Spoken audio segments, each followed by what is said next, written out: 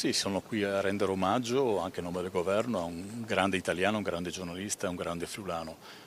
Bruno Pizzol, Bruno per milioni di italiani era una voce amica, era la voce del cuore, dello sport, ha raccontato la storia in particolare della nazionale italiana, 5 campionati del mondo, 4 campionati europei, abbiamo pianto con lui, ci siamo disperati con lui ci ha consolato, abbiamo gioito in occasione delle vittorie, è stato un grande giornalista, una grande persona.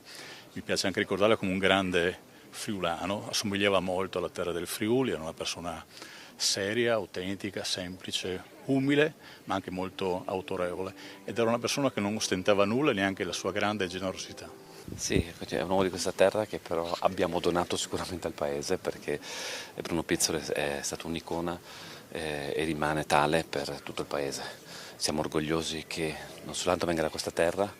ma l'ha sempre riconosciuta come casa. Infatti anche gli ultimi anni di vita li ha vissuti qua ed era legatissimo a questa terra e quindi un uomo che dal punto di vista professionale ma anche umano